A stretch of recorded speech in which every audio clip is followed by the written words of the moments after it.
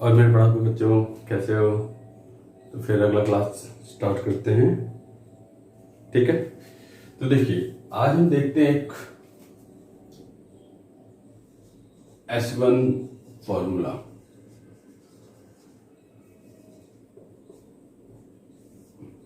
पहली चीज तो मैं क्लियर कर दूं बेटा, ये S1 फॉर्मूला किसी बुक में नहीं मिलता है।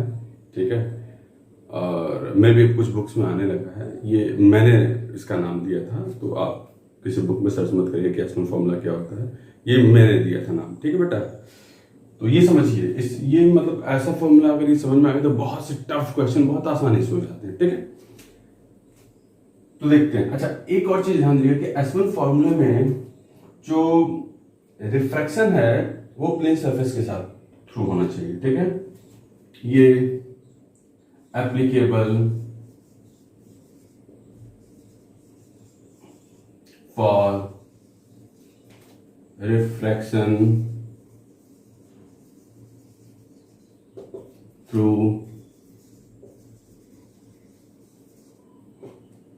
Plane surface. मतलब प्लेन सरफेस के लिए ही ये फॉर्मूला एप्लीकेबल है। ठीक है, तो S1 फॉर्मूला क्या कहता है? देखो, S1 फॉर्मूला है D apparent is equal to mu of observer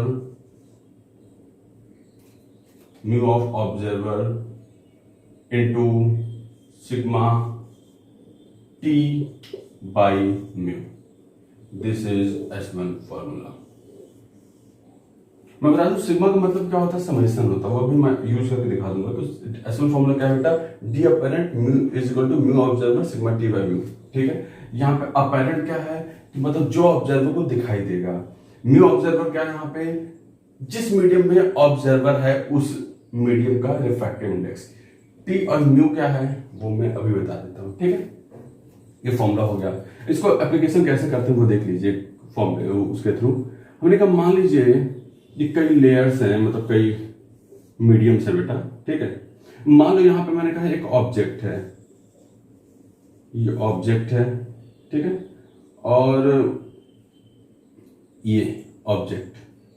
ठीक है, और ये जो डिस्टेंस है मान लो ये T1 है, ये डिस्टेंस जो है वो T2 मतलब विड्थ या थिकनेस कह लीजिए बेटा, और ये T3 है। और मान लो यहाँ पे एक ऑब्जर्वर है, ये ऑब्जर्वर है। ठीक है, ये मैं लिख दे रहा हूँ ऑब्जर्वर। ठीक है, और ये ऑब्जर्वर की जो दूरी है वो T4 है, सॉरी T4। ठीक है बेटा, अब मान लो इस मीडियम का रिफ्रैक्टिव इंडेक्स μ1, इस मीडियम का μ2, इस मीडियम का μ3 और इस मीडियम का μ4। अब यहां पे मैं कहूं कि देखने से समझ में आ रहा है क्या कि actual distance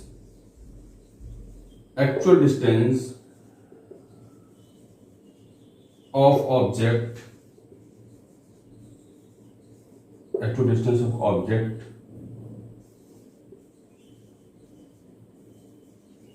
from the observer. ठीक है, इसे मैं डी एक्चुअल कहूंगा। डी एक्चुअल ठीक कितना होगा बेटा? देखिए, एक्चुअल ऑब्जर्वर से ऑब्जेक्ट कितना दूरी है? T1 plus T2 plus T3 plus T4। तो T1 plus T2 plus T3 plus T4, this will be the D actual distance. ठीक है, ये एक्चुअल डिस्टेंस होगा। अब मैं कहूं कि मतलब देखना फिर से T1 plus T2 plus T3 plus T4 होगा। ठीक है, अब मैं बात करूं अपेरेंट डिस्टेंस।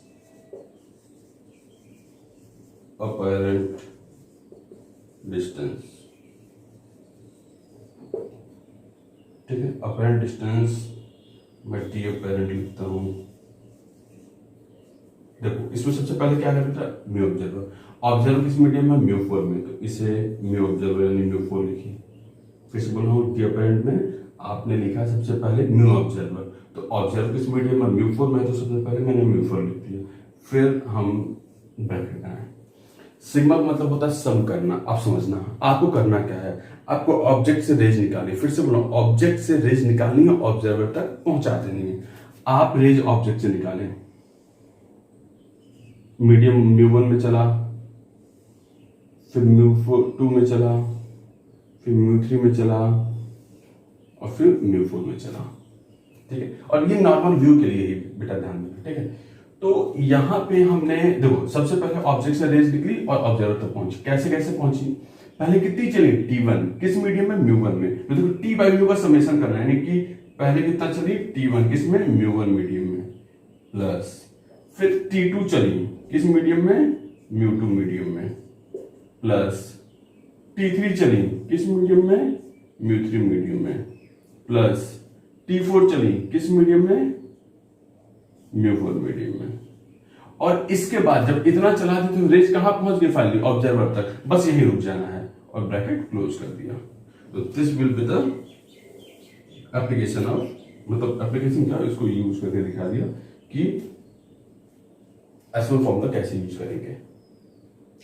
ठीक है बेटा, मैं फिर से बोल रहा हूं कि जो एक्चुअल डिस्टेंस ऑब्जेक्ट की ऑब्जर्वर्स होगी वो T1 plus T2 plus T3 plus T4 होगी, लेकिन दिखेगी कितनी?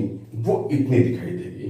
कितना? म्यू ऑब्जर्वर, ऑब्जर्वर म्यू4 मीडियम था इसलिए म्यू4 इनटू ब्रैकेट में रेंज ऑब्जेक्ट से निकालिए, ऑब्जर्वर तक पहुंचा दीजिए। ठीक है बेटा, इसे नोट कर लीजिए।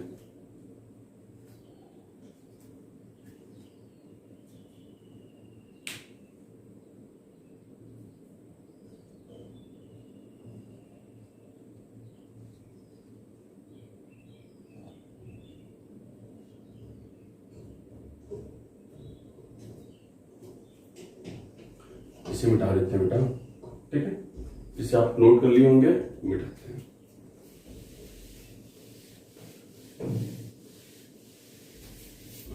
मतलब आप यकीन मानिए इतने कठिन कठिन क्वेश्चन जो हैं, जो आसानी से नहीं होते हैं, वो इस फॉर्मूले से आराम से हो जाएंगे। ठीक है, बहुत आसानी से। ठीक है, अब एक चीज बता दूं, एक चीज में बड़ी गलती होती है लोगों को, वो चीज मैं समझा दूं। पहले देखो कि जैसे मैंने कहा, मान लीजिए कोई ऑब्जेक्ट है ओ, वो यहां पे, ठीक है, किसी भी लिक्विड के अंदर है।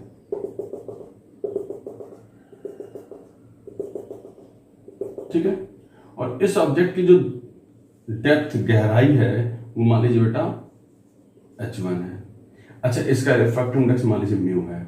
यहां पे एक ऑब्जर्वर है। ठीक है, ये ऑब्जर्वर है। ठीक है, यहां पे ये कितनी हाइट पे है सरफेस से? H2 हाइट पे। तो दो चीजें होती है, ध्यान देना। एक होता है अपरेंट डेप्थ। डेप्थ हमेशा सरफेस से मेजर करते हैं। मैं फिर से बोल रहा हूं क्लियर कि डेप्थ हमेशा सरफेस से मेजर करते हैं। और एक होता है apparent distance. Apparent distance observer के रिस्पेक्ट में होगी। ठीक है, जैसे मैं बोलूं कि अपरेंट डिस्टेंस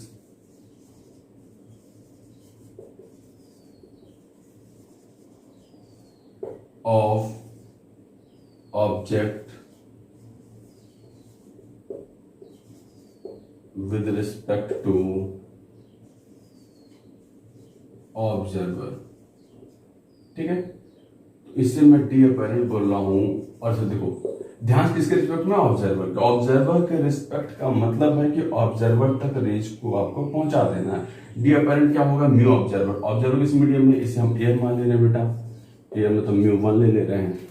तो म्यू ऑब्जर्वर कितना? 1 हो गया, ब्रैकेट। रेंज यहां से निकालिए। ठीक है बेटा, कितना चली? H1 किस मीडियम में? म्यू मीडियम में, प्लस कितना चली? H2 किस मीडियम में? एयर में, तो 1 हो गया। अब रेंज ऑब्जर्वर तक पहुंच गई। हाँ, ब्रैकेट क्लोज कर दीजिए। तो डी अपरेंट कितना हो जाएगा? डी अपरेंट हो जाएगा H1 by mu plus H2। This will be the D apparent. Apparent distance जो कि ऑब्जर्वर को दिखाई देगा, यानी ऑब्जर्वर को अपने खुद के पास से कितनी दूरी पर ऑब्जेक्ट दिखाई दे रहा है, that will be apparent distance. ठीक है, अब मैं कहूं कि अपरेंट डेप्थ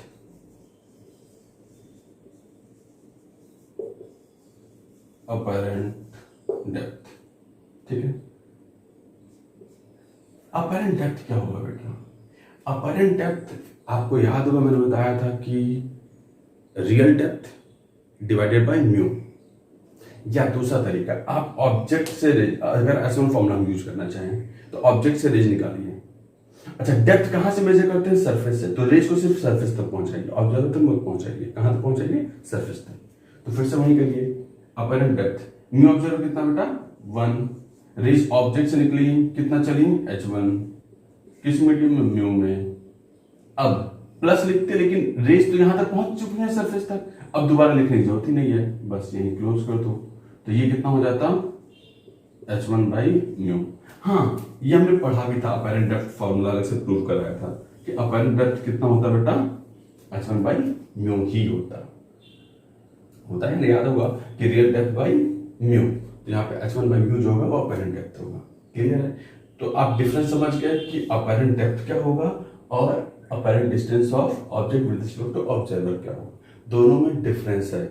आप दोनों को S1 फॉर्मूले से सॉल्व कर सकते हैं, लेकिन उसमें बस आपको ये ध्यान देना होगा कि अगर अपैरेंट डेप्थ पूछ रहा है तो सरफेस तक ही रेज पहुंचाइए, सरफेस के बाद आपको नहीं पहुंचाना है, क्योंकि सरफेस से डेप्थ मेजर किया जाता है। ठीक है, तो इसे नोट कर लीजिए बेटा।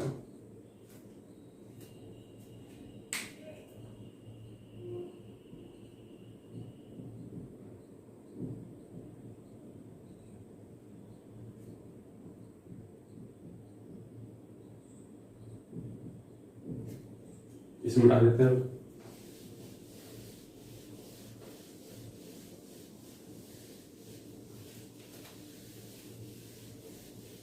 इसीलिए और मतलब एक और चीज देख लेते हैं, मान लो कि कंफ्यूजन सारी क्लियर ही हो जाए। ठीक है,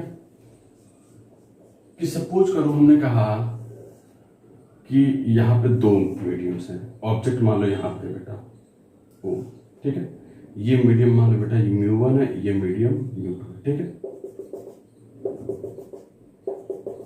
ठीक है, और यहाँ पे अलग तरह के है। ठीक है, ऐसे ये जो है वो मान लीजिए h1 है और ये जो है वो h2 है। यहाँ पे फिर से हम एक ऑब्जर्वर बना देते हैं।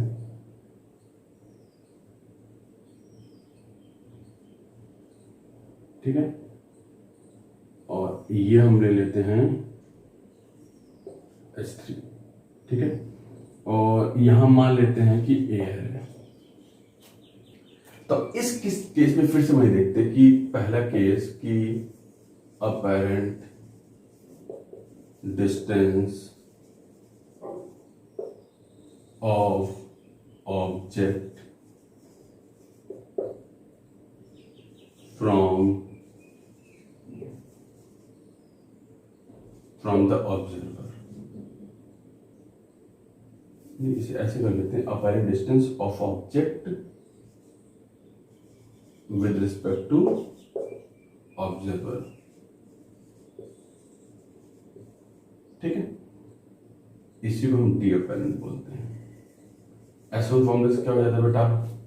म्यू ऑब्जर्वर 1, रेज यहां से निकालते हैं, पहले h1 चलता, फिर h2 चलता और फिर पहुंच जाता। तो सबसे पहले क्या रेज निकाले? h1, तो म्यू ऑब्जर्वर 1 था, वो लिख दी mu observer into sigma T by mu. आप रेज निकाले, कितना चला? h1 μ1 मीडियम में प्लस h2 μ2 मीडियम में प्लस h3 by 1। तो this will be the apparent distance of object from observer. ठीक है, अब सेकेंड चीज देखते हैं यहाँ पे, अपैरेंट डेप्थ।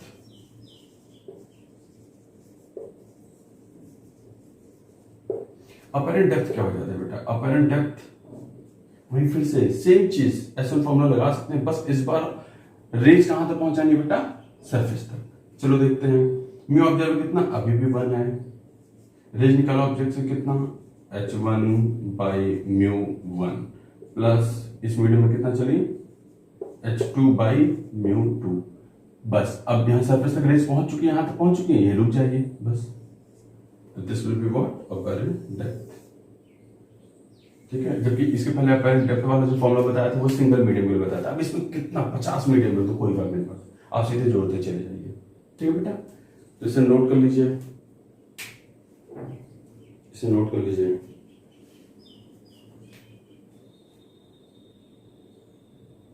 ठीक है, मिटाते हैं सर।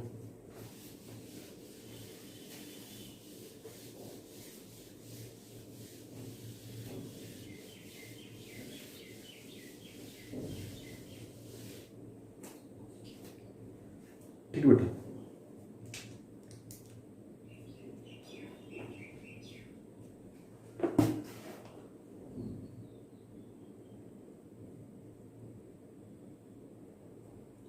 एक एग्जाम्पल करते हैं। ठीक है, एग्जाम्पल में क्या कह रहा है कि देखो कोई पॉन्ड है मान लो, ठीक है, यहां पे एक बर्ड है, बर्ड बना नहीं पाऊंगा, ठीक है, और यहां पे एक फिश है। ठीक है बेटा, देख लो चाहे तो, ट्राई करता हूं। ठीक है, ये और मान लो पानी है, गैस वाला पानी ही होगा। ठीक है, इसका म्यू जो है वो 4/3 दिया, पानी का 4/3 होता है वाटर। ठीक है, ये जो है वो दिया है 36 मीटर। ठीक है बेटा, और ये जो हाइट है वो भी 36 मीटर है। ठीक है, ये एयर है, इसका म्यू 1 दिया है। ठीक है, तो उसमें कुछ चीजें पूछ रहा है। पहली चीज पूछा है, कह रहा फाइंड पहला apparent depth of fish, पहली चीज ये पूछा। ठीक है, दूसरा find apparent height of bird,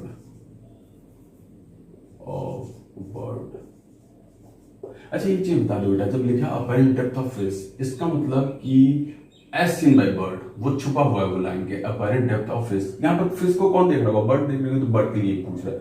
apparent height of bird पूछा तो कौन देख रहा होगा? फिश देख रहा होगा। ठीक है, तीसरा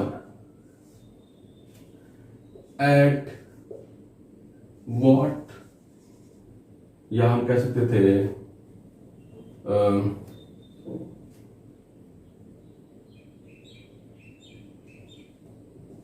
distance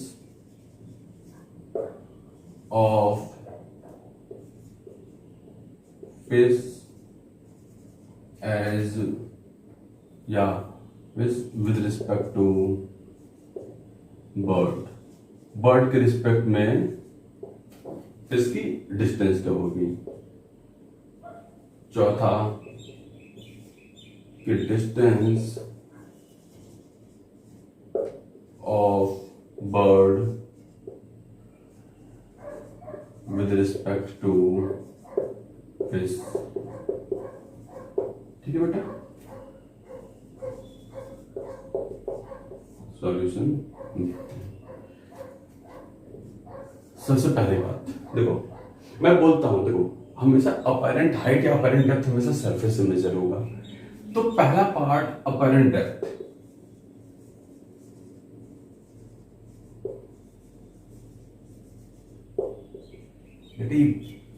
मतलब आप है कि मैंने बहुत टफ क्वेश्चन ये माना जाता है, लेकिन बहुत आसान है। आप बस तरीका देखिए और समझिए उसे। ठीक है, एसवन फॉर्मूला का एप्लीकेशन पता होना चाहिए। देखो अपैरेंट डेप्थ, अपैरेंट डेप्थ क्या होगा? अच्छा, डेप्थ किसकी बात कर रहा है? अपैरेंट डेप्थ ऑफ फिश की बात कर रहा है। तो बर्ड देख रहा होगा, ऑब्जर्वर कौन? बर्ड, न्यू ऑब्जर्वर 1 हो गया।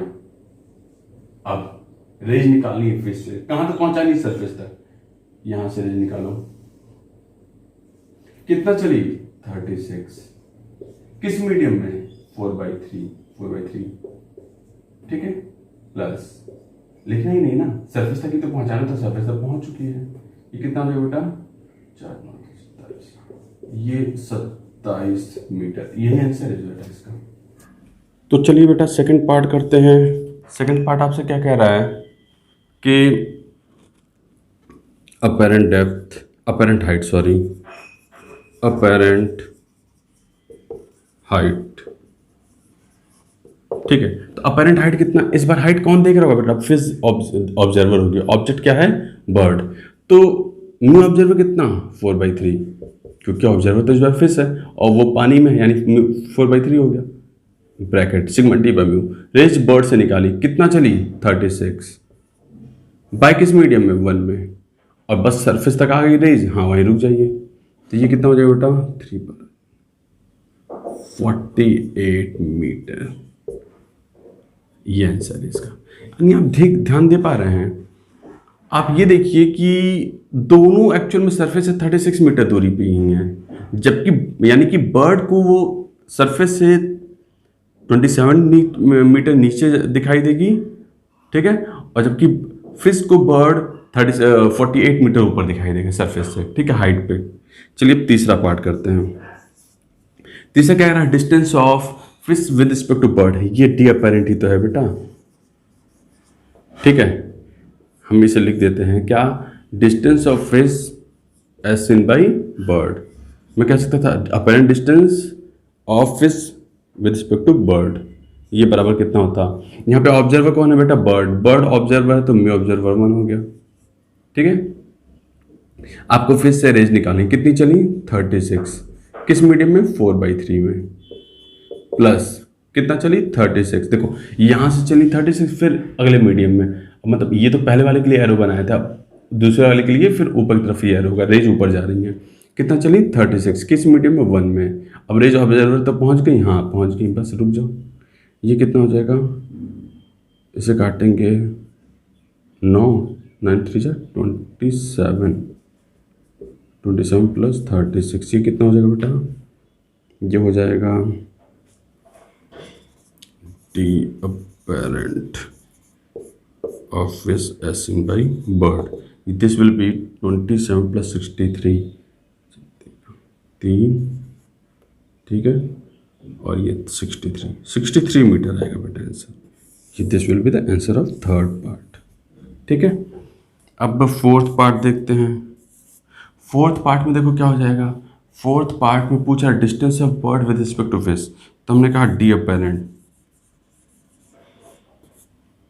Of bird as seen by fish. इस बार ऑब्जर्वर कौन है बेटा, फिश ऑब्जर्वर, तो रेज यानी म्यू ऑब्जर्वर कितना हो गया, 4/3, ब्रैकेट रेज ऑब्जेक्ट से बर्ड से निकाले, कितना चलिए, 36, किस मीडियम में, एयर में, प्लस कितना चलिए, 36, किस मीडियम में, 4/3 में, ठीक है। बस ये कितना हो जाएगा बेटा, 12, 9 आ जाएगा, तो मुझे लगता है ये 27 प्लस 36 इंटू 4/3, यानी 4/3 ऑफ 63, 3 से काटो, 3 2 जा, ये कितना हो जाएगा, ये 84, तो ये आ जाएगा बेटा of fish, of bird, sorry, as seen by fish, ये कितना हो जाएगा, 84 मीटर। यानी आप देख पा रहे हैं ना, तो दोनों में डिफरेंस समझिएगा, क्लियर है कि मतलब अपैरेंट हाइट या अपैरेंट डेप्थ और distance of fish with respect to bird या distance of bird with respect to fish क्या होता है, ये समझ में आ गया तो मैक्सिमम क्वेश्चन आपसे हो जाएंगे, ठीक है। तो इसे नोट कर लीजिए।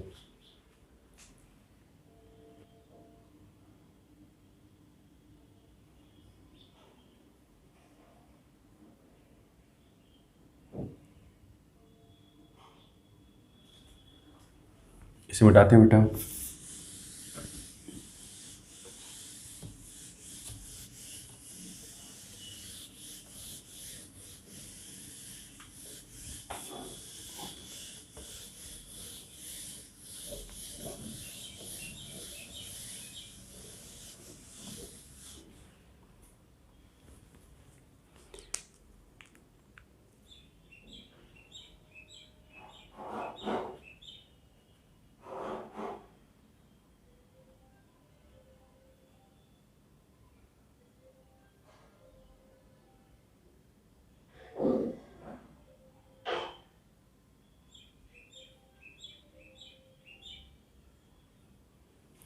एक एग्जांपल और करते हैं बेटा, ठीक है। देखो मान लीजिए पानी है, ठीक है,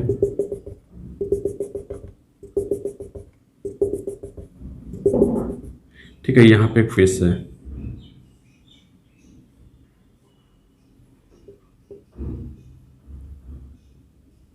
ठीक है, इसे में ये फिश कितनी गहराई पे है, एच। इसका रिफ्रैक्टिव इंडेक्स कितना ले रहे हैं, म्यू ले रहे हैं। इस बार मतलब पानी नहीं मान रहे हैं, जो भी पानी है लेकिन म्यू ले रहे हैं, ठीक है। यहाँ पे एक ऑब्जर्वर है जिसकी आंख दिखा दे रहे हैं, ठीक है,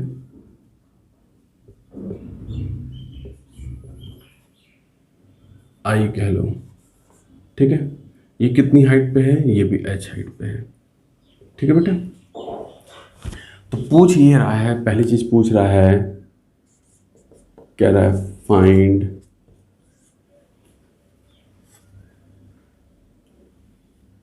distance of fish as distance of fish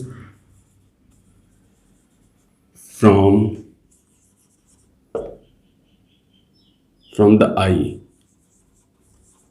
तो यहां पे याद रखिए जब ये पूछ रहा है as seen by observer, as seen by eye, ठीक है। दूसरा फाइंड अपैरेंट कह लीजिए, इसलिए मैंने बाद में ब्रैकेट में लिख दिया, apparent distance of I from the fish, ठीक है। सॉल्यूशन देखते हैं बेटा, सिंपल सा। इसमें देखो ऐसे पहला यहां पे डी अपैरेंट ही पूछ रहा है, of what, distance of fish from eye, apparent distance of fish as seen by eye. ये क्या होगा, ऑब्जर्वर कौन है, आई है, आई ऑब्जर्वर यहाँ पे एयर ही मान रहे हैं, ये कितना 1, तो ऑब्जर्वर कितना हो गया 1 हो गया, सिग्मा टी बाई म्यू। रेज कितना चली, एच चली, रेज ऑब्जेक्ट से निकली और ऑब्जर्वर तक पहुंची, कितना चली, एच, किस मीडियम में, म्यू में, प्लस, अच्छा इस बार फ्रॉम आई देखना है, इसलिए आई तक रेज पहुंचानी है, plus I H divided by 1, ठीक है। फिर से रेज ऑब्जेक्ट से निकली, फिर से एच बाई म्यू और प्लस आई तक पहुंची, तो यहाँ कितना चली, एच, मीडियम कितना 1, ये हो गया। तो यहाँ से डी अपैरेंट एफ ई कितना हो जाएगा, S of fish S in by I कितना हो जाएगा, H by mu plus H, या एच कॉमन ले लेते तो 1 प्लस 1 बाई म्यू। ये आ गया बेटा आंसर पहले पार्ट का, ठीक है। ये बहुत फेमस क्वेश्चन है, ये मतलब बहुत लोगों को कन्फ्यूजन होती है इसमें, ठीक है। दूसरा देखते हैं, D apparent distance of eye as seen by fish या फ्रॉम फिश। यहाँ पे इस बार ऑब्जर्वर कौन है, फिश ऑब्जर्वर है, तो म्यू लिख दो, ऑब्जर्वर का म्यू, ठीक है। रेज ऑब्जेक्ट से निकली, कितना चली, एच, किस मीडियम में 1 में, प्लस कितना चली, एच, किस मीडियम में, म्यू में, म्यू से मल्टीप्लाई करो, म्यू एच प्लस एच, तो यहाँ से D apparent of I S in by fish कितना हो जाएगा बेटा, आप एच कॉमन ले लेते तो कितना हो जाता, mu plus 1, this will be the answer, ठीक है। तो मैं बता दूं बेटा ये S1 फॉर्मूले के एप्लीकेशन थे, ये समझ ही लीजिएगा, ठीक है। और तो इसे नोट कर लीजिए, इसे पहले नोट कर लीजिए, ठीक है। तो इसे समझ लीजिएगा, और मतलब इससे अच्छे क्वेश्चन मैं आगे और एप्लीकेशन दिखाऊंगा, तो इसे अच्छे से समझ लीजिएगा, ठीक है। इंपॉर्टेंट फॉर्मूला है, अगर ये समझ में आ गया तो बहुत क्वेश्चन आसान हो जाएंगे, ठीक है, क्वेश्चन बहुत आसान हो जाएंगे आपके लिए। ठीक है, चलिए इतना ही रखते हैं। Okay, thank you, bye bye.